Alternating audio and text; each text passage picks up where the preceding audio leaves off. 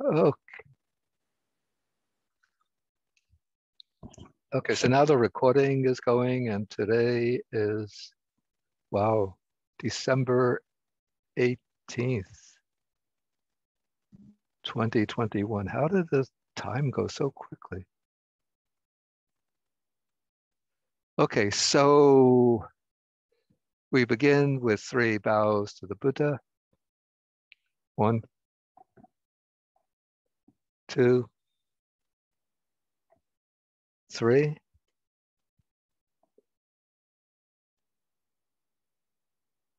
And then we do the salutation to the Buddha, again 3 times.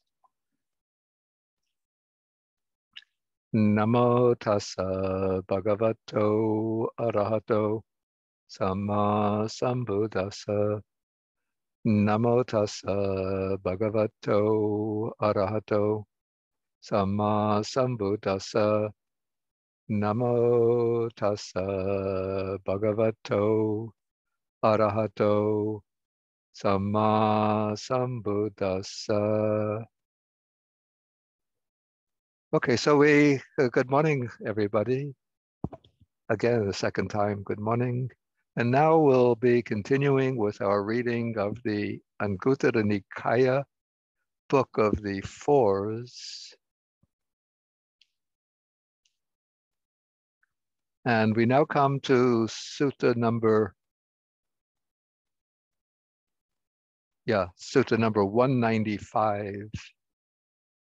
And this sutta is somewhat interesting from a historical point of view, rather than an immediately practical point of view, because it deals with an important difference between the position of the Jains and the Buddha and the Buddhists.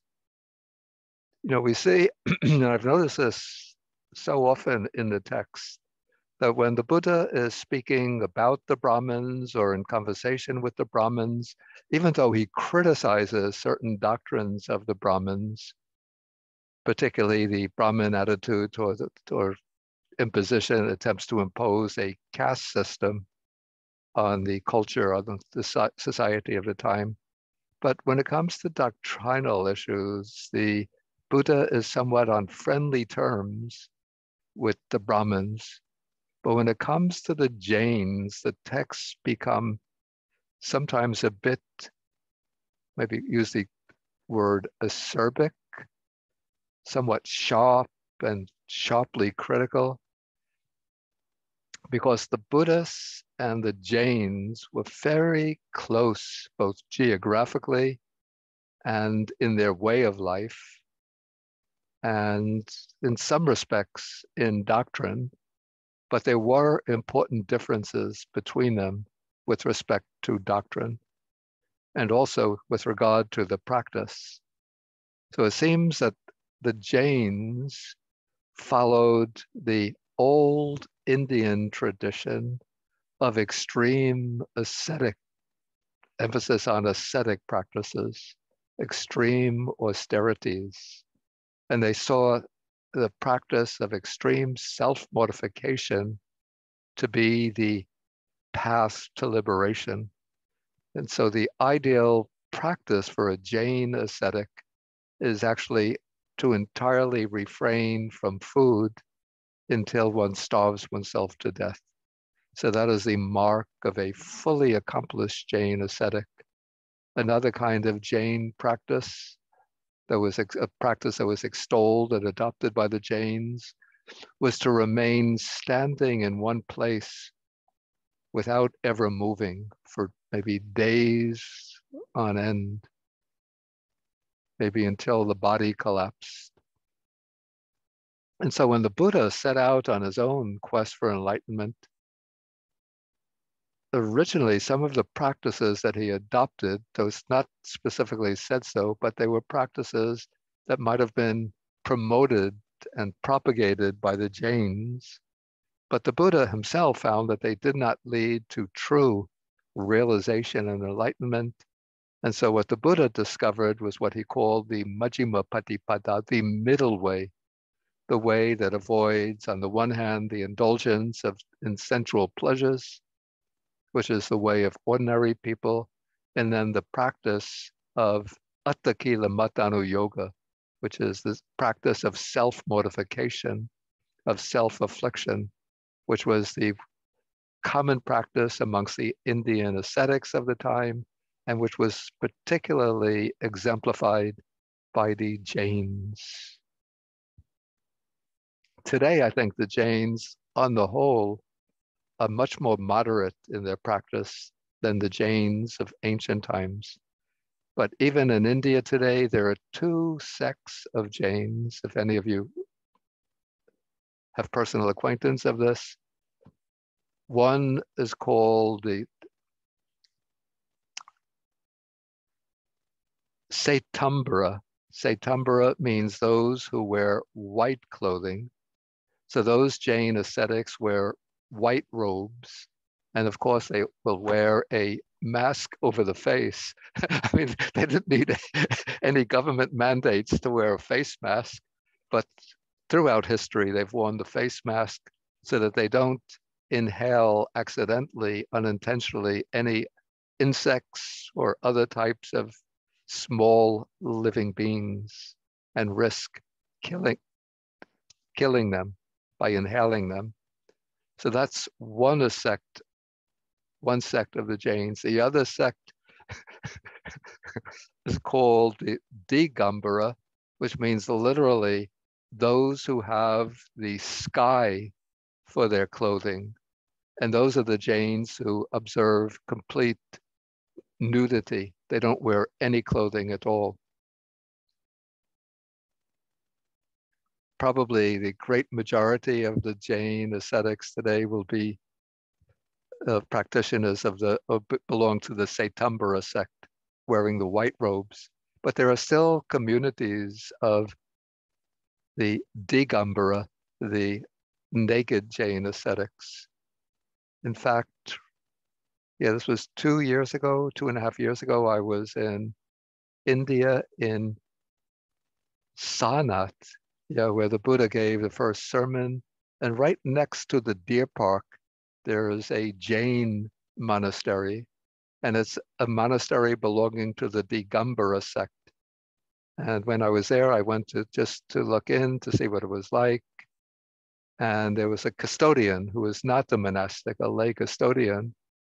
And we didn't see any of the Jain ascetics moving about, but I spoke a bit to the custodian, and he showed me some pictures. He had like a collection of photographs, and it showed some of the Jain ascetics from that temple with prime ministers of India. And of course, the prime minister or the president, or other state officials are wearing the normal clothing, and the Jain ascetic is standing next to them in the photograph, completely naked. I imagine that when Jains come to other countries in order to establish temples for the Jain followers in, say, Europe or North America, it's generally, I think, invariably it will be the Saitambara, the white-robed Jain ascetics who come. Otherwise, I can't see. I can't see the naked ascetics waiting to get their ticket confirmed at the airport, and to go. They won't have any trouble going through security since there's nothing to be checked. And then if they have to sit down next to somebody, there's a vacant seat on the plane. you see a naked Jain ascetic sit down next to you on the plane. Okay, so anyway, let us come to the sutta. And so the sutta opens now. This is when the Buddha is living amongst his own community, his own natural clan, the Sakyans, at the capital of the Sakyans, which is Kapilavatthu, in the park called the Banyan Tree Park. Okay, then a certain member of the Sakyan clan comes to the Venerable Mahamoggallana. Mahamoggallana was the second chief disciple of the Buddha, the one who excelled in psychic powers. And the Sakyan who comes to him, named Vappa, is described as a disciple of the Nigantas. And the Nigantas is just the term that the Buddhist texts use for the Jains. The word Jain itself is a derivative of the word Jina.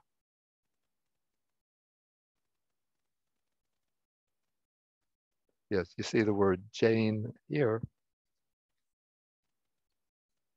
And it's derived from the word Jina, which means the conqueror or the victorious one, the one who has conquered all the defilements and who is victorious in the struggle for liberation. And so the Buddha, for the Buddhists actually, the Buddha is called, in some texts, called the Jina. And so the Buddhists would not refer to the Jains as Jaina because the Buddhists themselves considered themselves to be followers of the conqueror, but their Jina, their conqueror, was not the teacher of the Jains, but the Buddha himself. And historically, the Jina is said to have been, the Buddhist texts refer to him as the Niganta.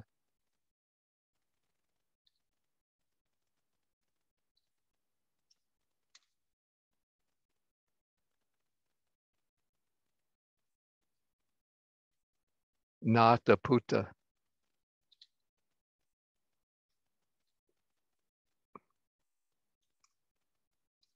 He's also known historically to the Jains as Mahavira. Mahavira means the great Vira, hero, the great hero. But for the Buddhists, of course, the Buddha is the Mahavira, the great hero.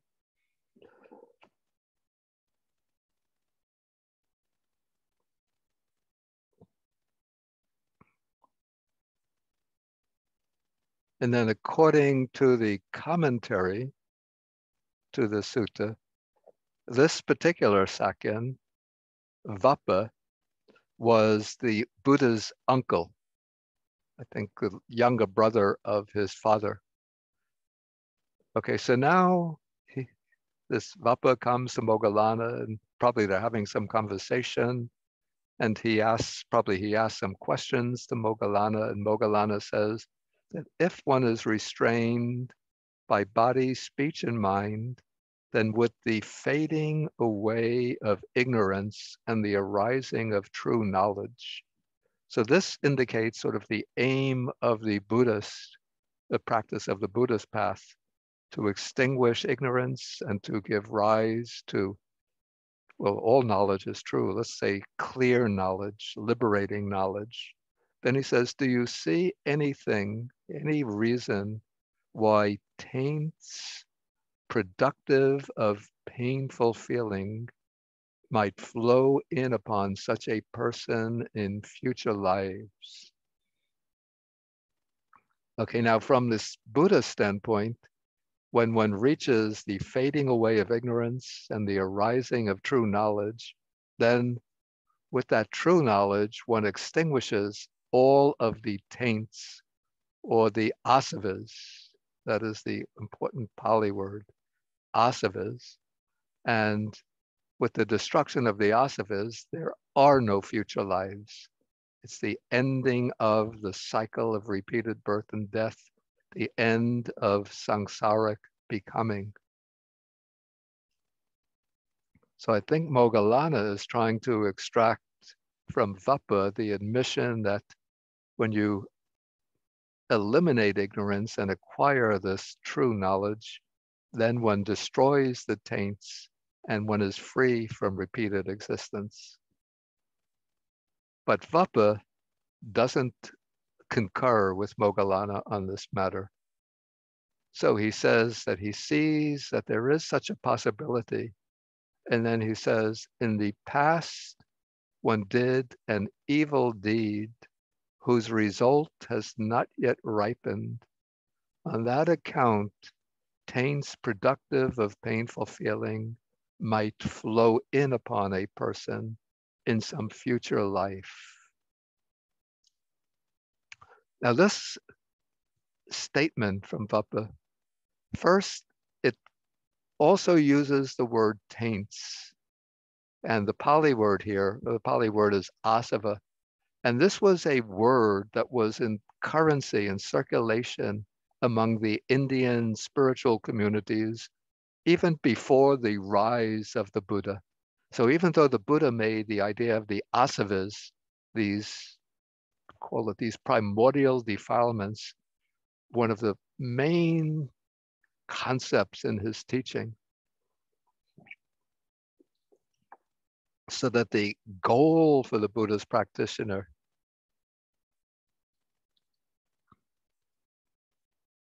is asava kaya, the elimination of the asavas, which is equivalent to arhatship or vimutti, liberation.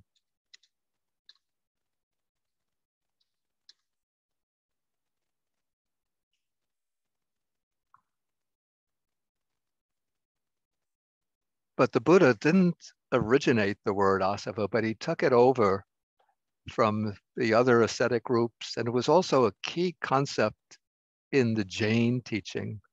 But for the Jains, the asava, the idea of asava had a somewhat different meaning than it did for the Buddha. For the Buddha, the asavas are these, what I call primordial defilements. And we have the three asavas of sensual craving, craving for repeated existence, and ignorance. But the Jains use the word asava in a more literal sense of sort of karmic residues that flow in upon the jiva. The jiva is the soul, and they taint the soul. So the jiva is the living entity of the soul, which was a concept of the Jains. And the asavas are these kind of residues of past karma that flow in, kind of material, almost like a material substance that covers over and obstructs and defiles the soul. And so the objective, I had to really ponder this sutta, over some time to see exactly what the point that's being made here by Vappa. And the point that I came to see is that for the Jains, to gain liberation, you have to eliminate all one's past karma.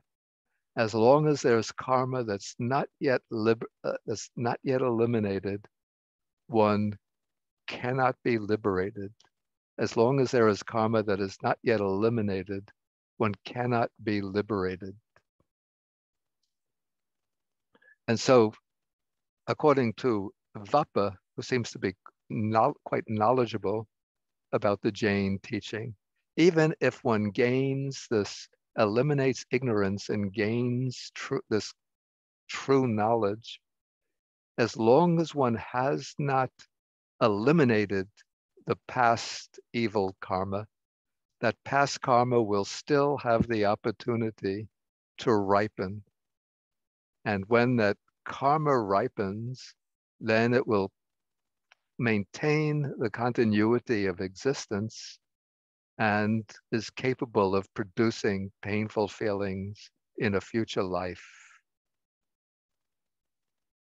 So the way, after reflecting on this sutta and another one that we might look at, I came to see the difference between the Jain position and the Buddhist position. So for the Jains, in order to be freed from suffering and from samsara and from suffering,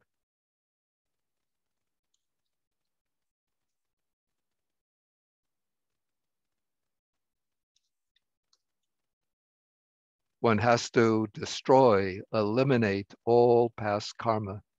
And as long as past karma remains, that karma can ripen, and it can trigger the asava, which will then flow in and can bring along painful feeling in the future. Whereas the Buddha's position is that one doesn't destroy all past karma. Rather, what one does, maybe I should fill this out.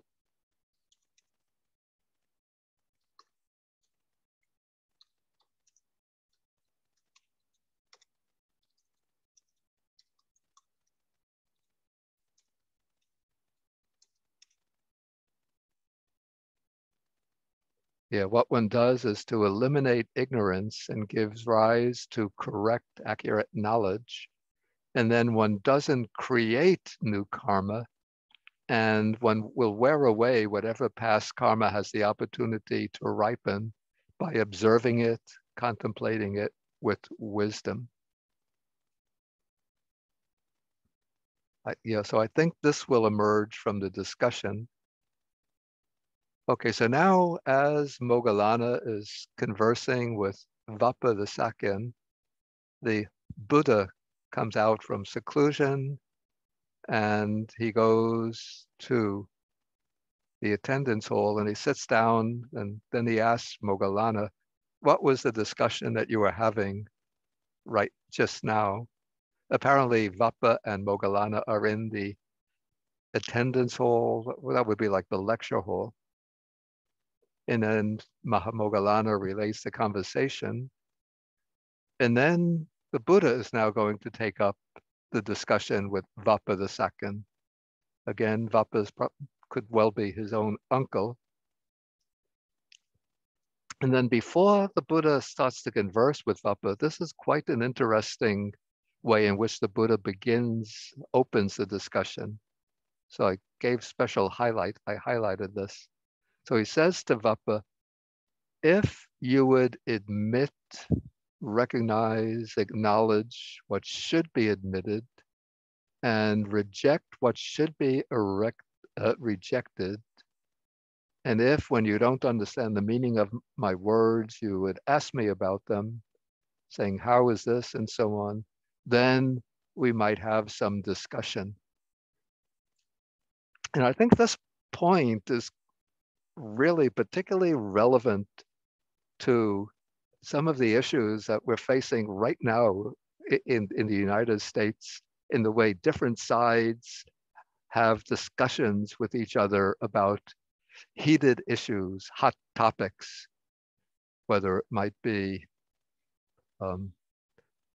issues like voting rights or the COVID pandemic or climate change. So, often now one side, when the other side is bringing forth like scientific evidence or good arguments, they won't admit what should be admitted, and they won't reject what should be rejected, but either they go on just blindly and insisting on their own point of view, or else they quote questionable authorities, referring to websites that are promoting conspiracy theories. And then they maintain that their position is just as valid as the other position. We just had a revelation of that this past week when in this January 6th commission, when it was discovered that some of the Fox News commentators had sent messages to Mark Meadows, former President Trump's chief of staff, please tell the president to stop that. This was this January 6th insurrection. It's looking bad. It's ruining his legacy. He's casting us in a bad light. So they knew that it was the Trump supporters who were launching that attack on the Capitol. But then when they came on air, they were saying that this is the work of Antifa. It's the Antifa who's causing this commotion at the Capitol, or it's the agents of the FBI who have instigated this attack on the Capitol. And so they won't admit what should be admitted or reject what should be rejected. Okay, so this is the way the Buddha, let's come back to the 500 BC. Okay, so, so now the Buddha sort of lays out the condition for holding a discussion, and Vappa agrees to those conditions.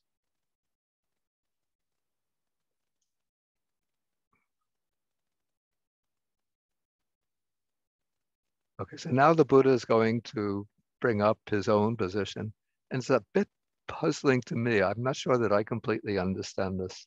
So he says, first, so what do you think? Those taints, distressing and feverish, that might arise because of bodily undertakings do not occur when one refrains from them, when one refrains from bodily undertakings.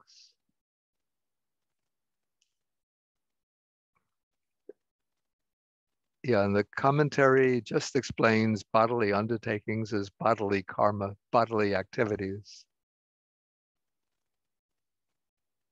Okay, so it seems almost, if you take this literally, that the text is sort of seems a little bit to upholding. You see, the Jain idea was to avoid creating karma. One doesn't engage in any activity. And of course, it's almost impossible to avoid all activity. So what the Jain ascetic tries to do is to reduce activities to the minimum. And so the ideal, again, is just to remain standing or sitting in one place without moving, not even taking any food, to completely avoid all activity. But the Buddha does not enjoin, doesn't require avoiding all bodily activity, but rather what the Buddha says is to avoid bodily misconduct, impure conduct through of the body or through the body. And so it's a bit strange. Maybe my translation of undertakings doesn't correctly capture the meaning of the Pali word, which is not a very common word. The word used is saramba.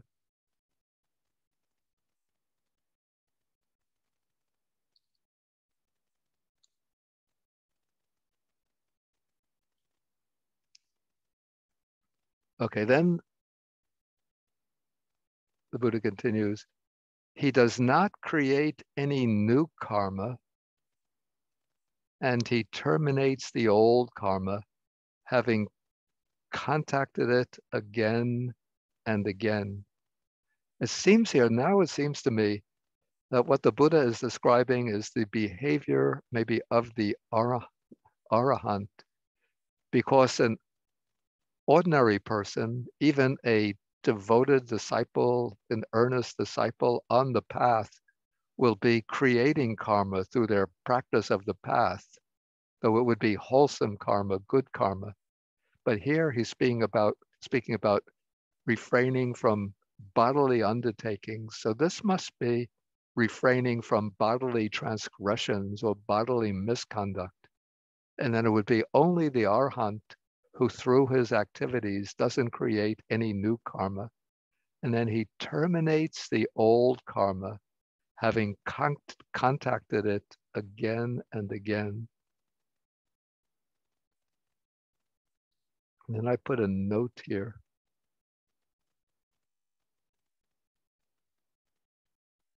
Okay, actually the note is in Pali, but I think I have the translation in the footnote.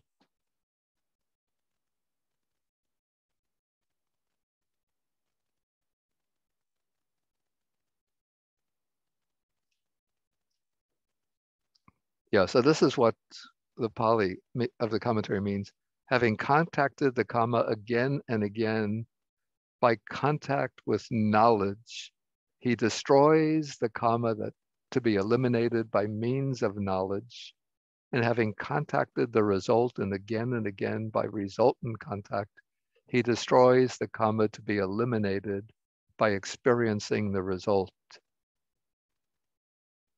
I'm not so sure that I agree completely with the commentary here. This is the way I would understand this, that this in fact is describing the Arahant who doesn't create any new karma, but the Arhat is not immune or exempt from experiencing the results, the ripening of old karma, karma that was created from earlier in this life or in earlier lives. So even the Buddha experienced, he got ill from time to time. He had a persistent backache or sometimes even a headache. And he got injured by an attack on him by his cousin Devadatta. And so he had to experience sharp and painful feelings that is said was also the result of old karma. And some of the like arhats like Angulimala, who had killed, murdered hundreds of people, and then became a monk and attained arhatship, and he was beaten by people when they recognized him as Angulimala. And so that old karma done before from the past will ripen, but one puts an end to that karma, one sort of lets it run its course, lets it ripen by contacting it again or by experiencing it again and again. So one just endures that karma with patience, and one could actually use insight or wisdom to contemplate the painful feelings that arise through the ripening of that karma. Or if it's good karma that's ripening, it could be pleasant feelings. And so we'll contact the pleasant feelings. But because one applies wisdom or insight, one doesn't yield to craving or attachment to the pleasant feelings and aversion or distress because of the painful feelings. And so here the Buddha, and this is interesting, he uses one of the key doctrinal terms of the Jains, which was wearing away. For the Jains, what one does is inflict the body with pain and suffering through these extreme ascetic practices in order to cause the old karma to ripen, to arise. And one keeps on inflicting the body with suffering, sort of to stir up the old karma, to give it the chance to ripen, with the thought that eventually, through the painful austerities, one will eliminate all the old karma accumulated from the past. And the Jains call that the wearing away of that karma.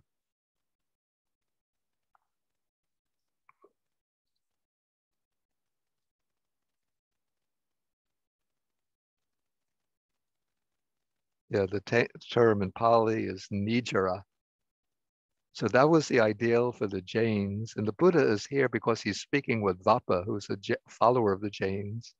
He adopts that term and he says that this wearing away is directly visible, immediate, inviting one to come and see, applicable to be personally experienced by the wise. And then he says, do you see anything on account of which taints productive of painful feeling might flow in upon such a person in future lives? And Vapa says, no. Okay, then the Buddha poses the same questions now in terms of verbal undertakings. And again, I would have to understand this as verbal transgressions that one refrains from, and then mental undertakings or mental transgressions. And then the fourth case, the Buddha brings up with the fading away of ignorance and the arising of true knowledge, those taints distressing and feverish that arise with ignorance as condition no longer occur. So this is now sort of directly and explicitly indicating the achievement of the Arahat. And then he asks whether Then he says he does not create any new karma, and he terminates the old karma, having contacted again and again. And then he says, do you see anything on account of which taints productive of painful feelings might flow in upon him? And again, the answer is no. Okay, so now the Buddha continues now. So with this last question, he's come back to the original point that Mahamoggallana had made. But when Mahamoggallana made this point, Vappa refused to accept it, but he insisted that there's still the possibility that old karma that is not yet ripened might have the chance to ripen, and then taints productive of painful feeling might arise. But now, after going through that course of questioning, the Buddha gets Vappa to admit that there's no possibility now that the taints productive of painful feeling might arise.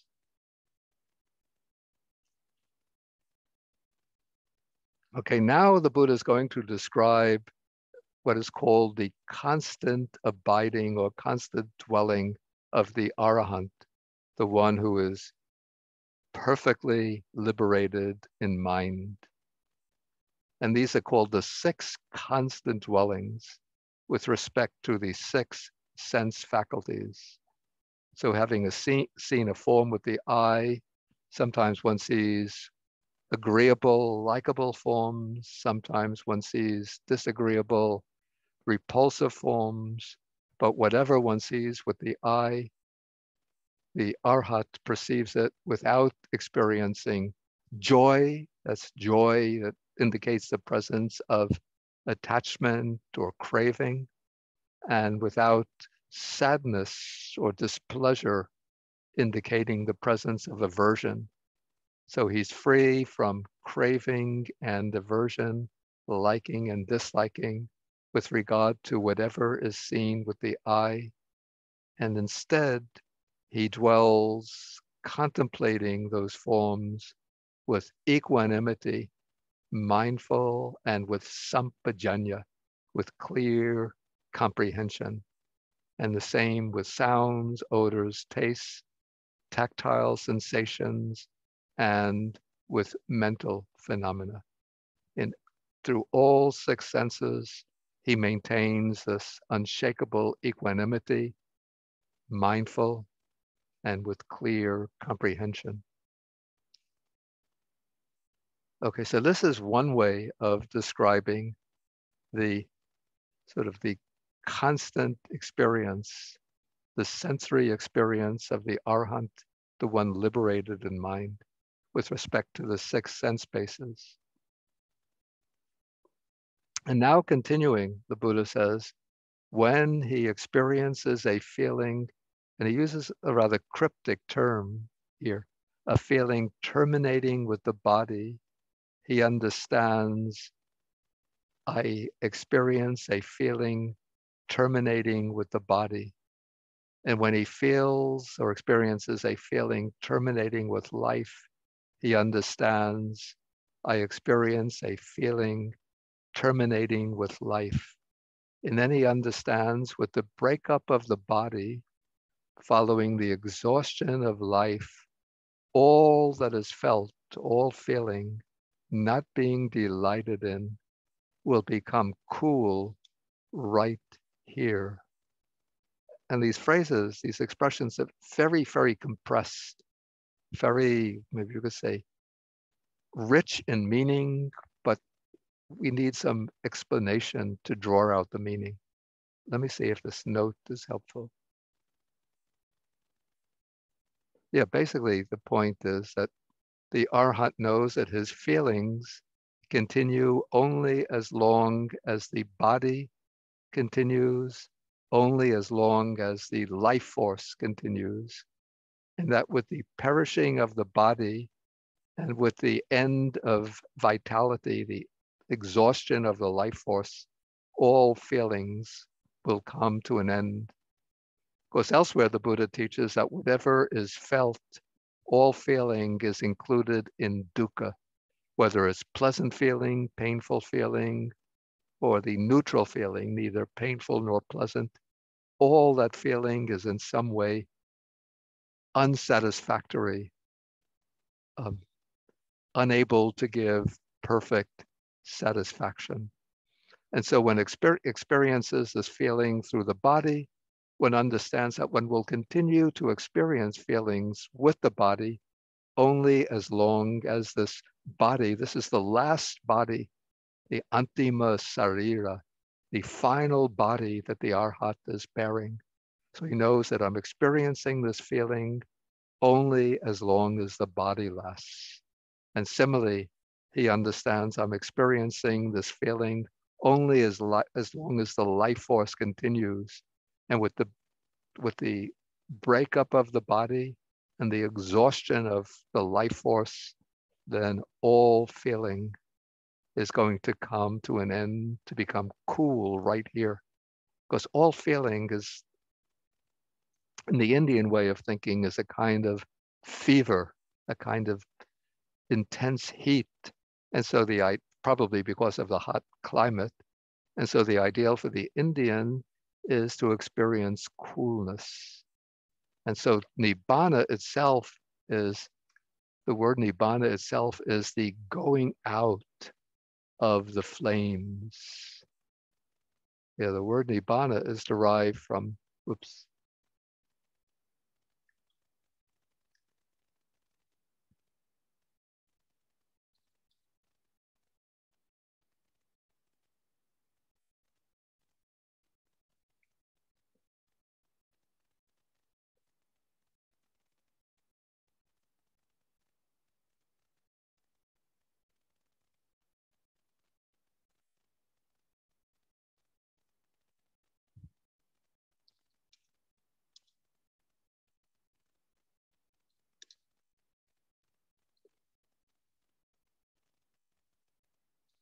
it's from the verb va, which means to blow, and nir, which has the sense of out. So nirvana is the act of the going out of a flame, the extinction of a flame. And so it's understood as a state of coolness. So sometimes nirvana is sort of glows to siti bhava, the state of coolness. And becoming cool, I think we have the Pali here. Yeah, becoming cool is siti bhavisanti, will become cool.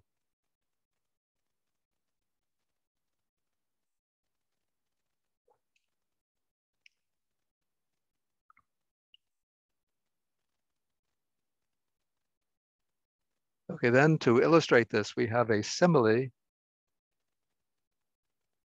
And so the Buddha says, suppose there is a stump of a tree, and is casting a shadow. So the shadow was seen on account of the stump, and then a man comes along with a shovel and a basket, and he digs up the stump, even pulls up the little roots, and he cuts up the stump into pieces, reduces them to slivers, burns them in a fire, reduces them to ashes, and then he discards the ashes. And so in that case, the shadow that depended on that stump would be eliminated. When there's no stump, then there's no shadow of the stump. And since the stump has been completely reduced to ashes, and the ashes have been scattered, there's no possibility that that shadow could arise again in the future. The commentary gives one detailed explanation of that, which I indicated in the note, but I don't quite agree with the commentary here. I think the simpler explanation is that the feeling occurs dependent on the body, and the body infused with vitality. So that living body is like the stump, and the feelings are like the shadows. And so with the attainment of the final Nibbana, this is the unupadisesa Nibbana dhatu, the Nibbana with no residue remaining, then there's no more arising of feeling. Yeah, so actually that reminds me, we could make the distinction here that this passage, or this sentence, or these two sentences show, or actually even the previous paragraph, the 6 constant dwellings and this understanding. This shows what is called the sa-upadisesa Nibbana dhatu, the element of Nibbana with a residue remaining.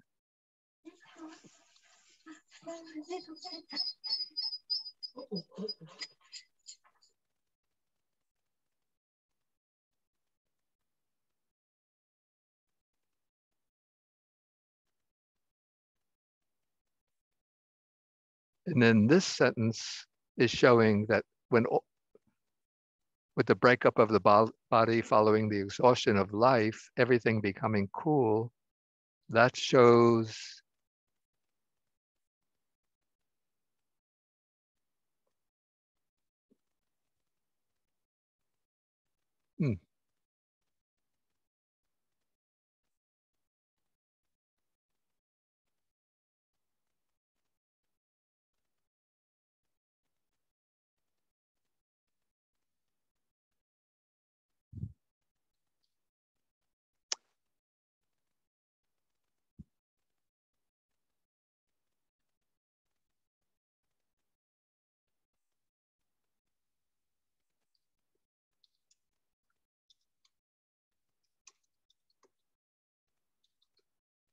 the Nibbana without residue remaining. So that is the state of final or ultimate liberation. Okay, so then we have then the Buddha just repeats the same passage to fill out the simile. And then when the Buddha finishes speaking, again, here we have a little sort of an advertisement for the Buddhists as against the Jains. So it's a little bit like when somebody has been using a PC computer and then they're shown an Apple computer, then they throw away their PC and they say, now I'm going to use the Apple computer, never again a PC computer. So when this was said, then Vapa the Sakyan now says, suppose there was a man in quest of profit who raised horses for sale, but he wouldn't get a profit from the horses and instead would only become weary and distressed. Just so, in quest of profit, I attended upon the foolish Nigantas, but I did not gain any profit, but only weariness and distress. So now, whatever confidence I had in the foolish Nigantas, I winnow that in a strong wind or let it be carried away by the current of a river. And now I place my trust in the Buddha. Then he declares that he goes for refuge to the Buddha Dhamma Sangha and asks the Buddha to consider him as a lay follower for the rest of his life. Okay, so that is our sutta. And maybe we could take any questions. And some parts, I have to confess, are not perfectly clear to me. But we'll try, maybe we could try to untangle some of the obscure points together. Okay, I see V. Yes, Bante, good morning. I have this question because this Vapa, I would suspect that he is not a Sotapanna yet. Oh, no, he's at this point, he's a follower of the Jain. So yeah, go on. So in this sense, say, for example, one is getting angry. You have the mental phenomenon, which is anger. So how do we contemplate to extinguish the fire in the sense that we knew that from our sixth sense door, from our eye or from say a mental object that we are angry. We know the cause, we know the condition, and we saw it arising and that it stay for a while and it decaying and ceasing. So we contemplate in terms of non-self, impermanence, and could Bhante give some guidance? Because sometimes the angle, the same object continue to pop up after a while, and that you try to extinguish it, and that it pop up again, and that how to actually subside, make it subsiding. Could Bhante give some? Of course, there are different techniques to use depending upon what, let's say, what the object is. And I say that there has to be generally a difference of approach, whether one is dealing with people or with circumstances, with conditions. By the way, do you get some noise coming through? It sounds like there's some vehicle outside. Oh, probably it's the one that provides the fuel. Okay, never mind. Okay, depending on whether it's a person or conditions. So if it's a person that's causing the anger to arise, then there are, again, one battery of techniques to overcome that anger. And some of the techniques that are taught in the suttas to either develop loving kindness towards that person who's provoking the anger, or if the person is in a bad state of mind, to develop compassion towards them, or to develop equanimity towards that person, not to be disturbed by that person. And that reminds me of a story that I heard. It comes from the famous Thai master Ajahn Chah. Long ago, like he was teaching his students how not to be upset and distressed by people who are provoking them and causing trouble for them. And he gives the example, like suppose you're walking down a street and there's somebody on the other side of the street and he calls out to you, hey, you idiot, you're a fool, you're a dumbbell, you're worthless. So when you turn and you hear that person, then you become angry. Why is he yelling at me? Let me go over and yell at him or give him a punch. So you become angry and upset with him. But then just when you're about to cross the street, another person comes along and taps you on the shoulder and says, don't pay any attention to him. He's crazy. He just stands on the street yelling that to everybody who walks by. So when you hear that, then your entire state of mind changes. So instead of being angry with that person, you feel sorry for the person. And then you can just take whatever person, even if he continues to scold you and abuse you, you just take it with equanimity. Okay, so that's one of the ways or some of the ways of dealing with people who are provocative. Developing loving kindness towards them, wishing them to be well and happy, developing compassion towards them, wishing them to be free from their angry and unwholesome state of mind, or just treating them with equanimity, not paying any attention to them. And then with regard to circumstances, especially objects coming through the senses, one would just regard them with equanimity. And one way to do that is just to regard them as being impermanent, things that arise and pass away. And you could actually turn them, if you're practicing insight meditation, you can turn them into objects of contemplation. There's an important sutta that gives some techniques for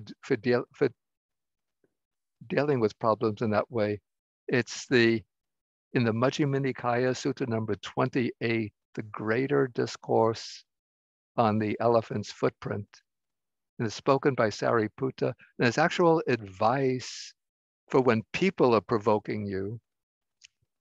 So what Sariputta says, when somebody is like yelling at you and scolding you and abusing you, what you do is just turn their words, their speech, treat it as just the sound element, the sound object. So you don't turn the sounds into meaningful words attacking you, but you just contemplate that these are sounds. These sounds arise in dependence upon the ear faculty, and the sounds strike upon the ear faculty. They give rise to contact, and through that contact arises feeling, and that feeling will give rise to a mental reaction. And so in this way, you contemplate the sound is impermanent, the ear faculty is impermanent, contact is impermanent, feeling is impermanent. And in that way, equanimity becomes established. And so you could do that with any of the senses. Yeah, using impermanent. Thank you very much, Bhante. Sadhu, sadhu, sadhu. Okay, we'll go on with some of the questions. Brenda in California. Brenda? Yes, can you hear me, Bhante? Yeah, I can. Yeah. I hope I can express my question to you well enough, but I recall having a conversation with someone some time ago about whether or not karma arises for an arahant. And the idea that negative karma, or what we perceive to be negative karma, arises for an arahant didn't fit with what this person was saying to me. But what I hear you saying in this sutta is that karma can continue to ripen, but the way it is received by the arahant is such that both his sila protects him from, or her from, acting upon any of these feelings that arise, and also that it's basically the difference is this concept of taints conducive to feelings. Yeah. So with an arahant, it's the karma can still arise. But then the second part of my question is, I think I've read that a Buddha, for example, someone can never kill a Buddha. Yeah. On the other hand, I think I recall hearing or reading about an arahant who was chased by someone who was trying to kill them. Yeah. So I don't know if that makes sense, but I'm trying to understand this concept. Okay. No, it does make sense. Okay, first, in the case of the arahant doesn't create any fresh karma, any new karma. Mm-hmm. Because all karma, even good, what we call good karma, from a mundane point of view, good karma is rooted in ignorance and craving, even the good karma. Uh-huh. So with the arhat, all of the asavas, the taints, which are basically ignorance and craving, have been eliminated. So the arhat doesn't create new karma, but the old karma has the opportunity, will find the opportunity to ripen. Okay. That happens to regular arahants, and it happens even to the Buddha. So as I mentioned earlier, Buddha experienced a backache, headache. He got ill from time to time, and he was injured by Devadatta. So those feelings that he was experiencing were produced by the ripening of old karma. Mm-hmm. Okay, so that is the case. And then in the case of the Buddha, it's like one of the principles is that it's sort of like, almost like you could say a law of the universe, mm-hmm. that a fully enlightened Buddha is not capable of being killed. Because it's, I think, part of the rule, sort of the fixed law of the universe, that a fully enlightened Buddha passes away sort of naturally, cannot be killed. But other arahants, it can be killed, even can be killed. And the one that in the case that you heard of was in fact Mahamoggallana himself, who was the second chief disciple of the Buddha. Because long ago, it said aeons and aeons ago, he had been, in one account, he had arranged for the murder of his own parents. And so that was one of the very heavy negative karmas. And because of that, he was reborn in the hell realm. experienced suffering for a long time. Then he came back to the human realm and went through many, many other births. But still, there was still a residue of that old karma that had not yet fully ripened. And that karma found the chance to ripen during his last existence. And so he was assassinated. Yeah, does that take care of the question? It does. Could I ask just one follow-up on that? Yeah, go ahead. I've had this thought that if someone's karma ripens, say someone's karma ripens when they're sitting in front of you, and your sila is protecting you from acting on that. My thought was that you could help alleviate someone else's karma just by not picking it up by your own sila. Does that make sense, or is that not, or will that karma come to that person no matter what?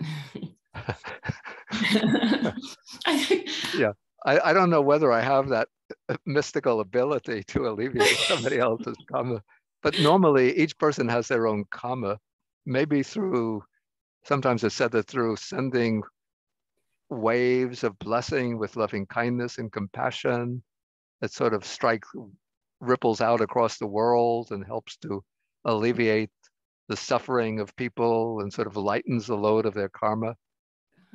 But normally people have to reap the results of their own karma. Okay. Thank you, Bhante. Okay, so now we'll take Yong. Bhante, thank you very much. Yeah. I would like to ask a quick question about saramba.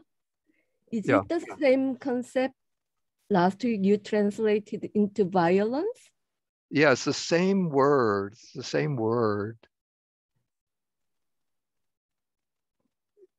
Let's see how it works here. Yeah, I was thinking about that.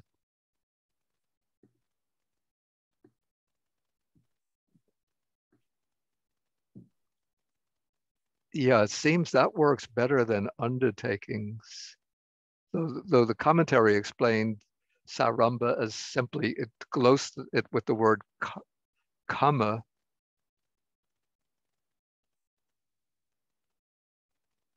Yeah, I didn't have a note on that.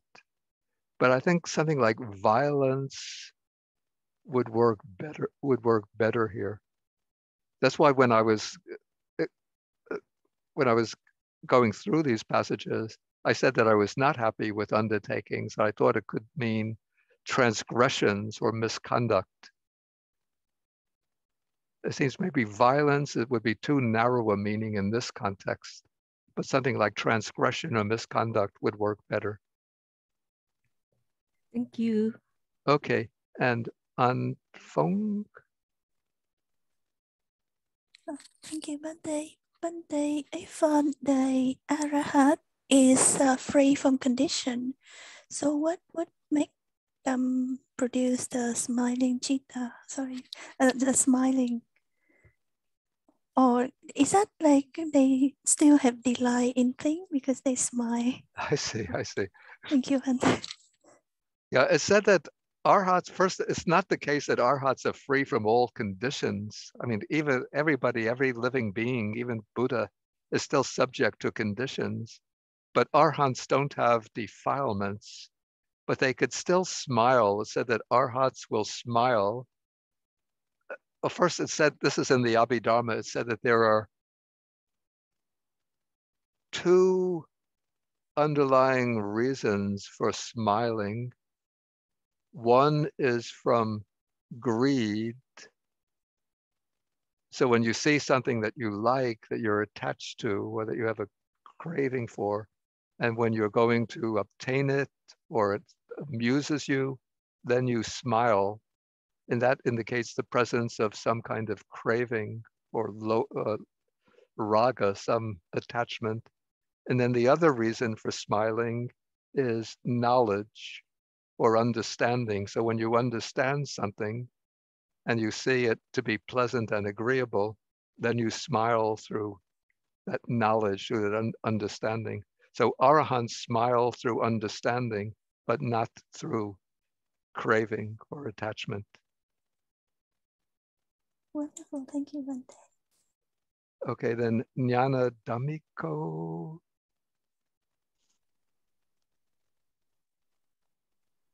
Jnana Dhammiko. Okay, you're unmuted. Good morning, Bante. Good morning. Thank you very much for the time and opportunity. This is my experience. I hear one Dhamma talk. Please, Bante, advise how I can right understanding about this. The Dhamma talk say in the Parinibbana Sutta, Buddha said, who people practice ignoble path can attain noble person. In this case,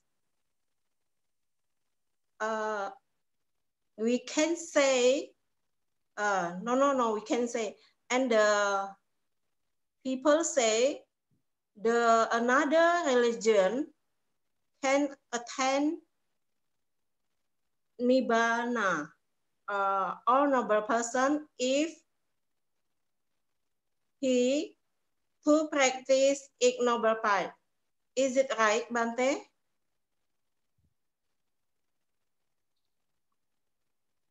I'm not sure that I understand the question.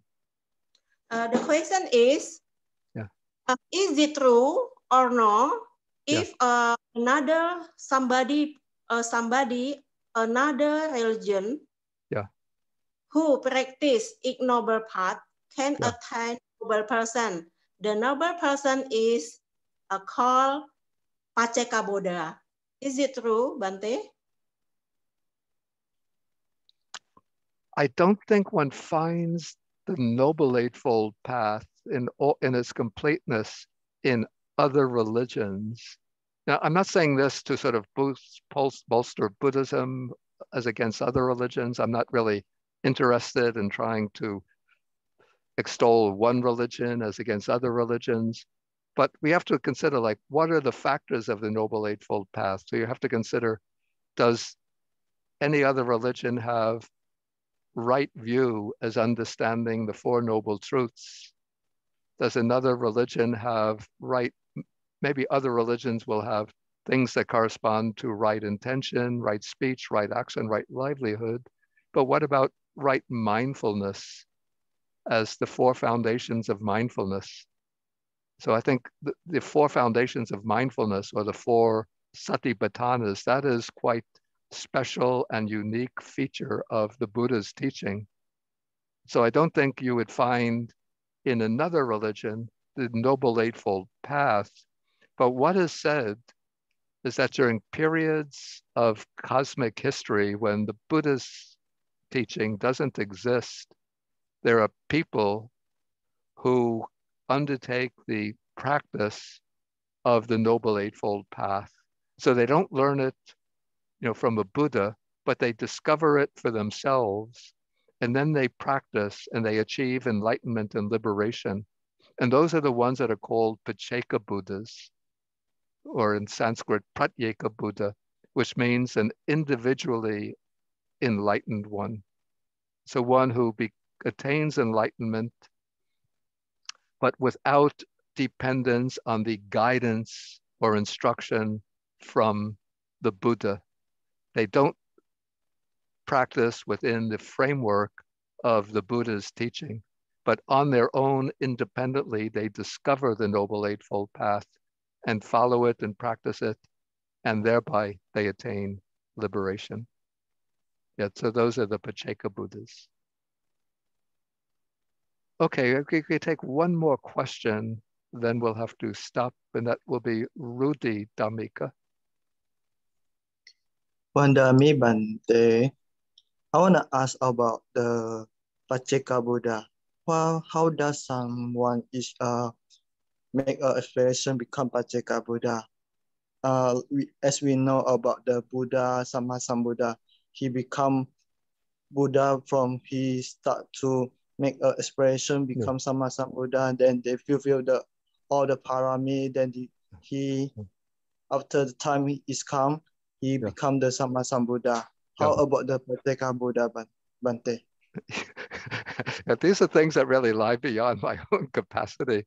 But just what is said in the commentaries is that there are people who have this aspiration. It's a bit strange to me to become a Pacceka Buddha. Maybe they just find that to be an inspiring ideal. And so they also have to practice the paramitas over many, many lives, not as long as it takes to become a Sammasambuddha. I think in the commentaries, it says that the minimum to become a fully enlightened Buddha is 4 incalculable periods and 100,000 great aeons. To become a Pacceka Buddha, it's 2 incalculable periods and 100,000 great aeons. But these are sort of things filled in by later generations. You know, we don't see this coming down from the Buddha himself, but filled in as later generations speculated about what are the requirements for this attainment, for that attainment. Okay, we're going to have to end now. And I'm sorry to say, but this will be the last sutta class before the winter. And during the winter break, I won't be having the sutta class. And first, next week is Christmas Day, so no class of any kind on Christmas. The week after that is New Year's Day, so we won't have a class, but Bowels will have an online New Year service, an interfaith New Year service. So if you want to join that, you go to the Bowels website and you'll find a link to that. And then the next weekend, through my other organization, Buddhist Global Relief, we'll be having a 3-day retreat to sort of welcome the new year. And the theme of the retreat is clarity, compassion, and courage. Myself and 2 other monastics from Buddhist Global Relief, the Bhikkhuni Aya Dhammadipa and the Bhikkhu Jin Chuan in California. So if you're interested to join that, you go to the website of Buddhist Global Relief. And then on Saturdays following that, I think it's starting January 15th, what we will do from 9:30 to 11:20, we'll have an extended meditation period, extended meditation session with 2 periods of sitting meditation and in between a period of walking meditation. So you'll be getting the announcements about that. And so each Saturday we join together for about almost 2 hours of meditation practice. Okay, so let me end by first thanking you all for joining us today. And then we will do the sharing of the merits. So I'll recite the verse for sharing the merits. Akasata Jabumata Deva Naga Mahidika Punyantang Anumoditva Chirang Rakantu Sasanam. Akasata Jabumata Deva Naga Mahidika Punyantang Anumoditva Chirang Rakantu Desanam.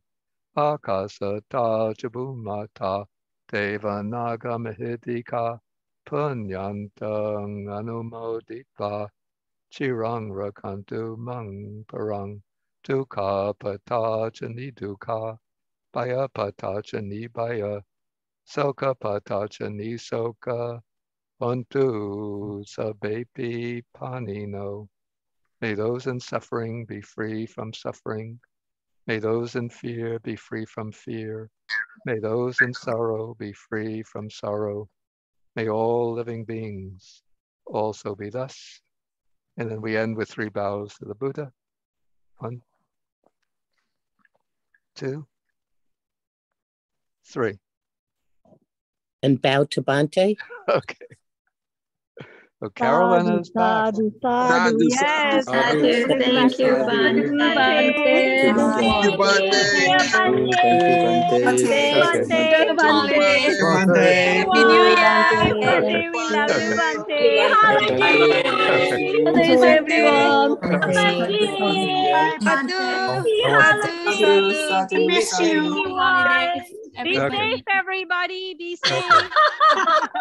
Thank you, Bante. Okay. Thank you, Bante. Okay, so we'll have to end now. Bante. Okay. Bye, Bante. Thank you, Bante. Have a good lunch.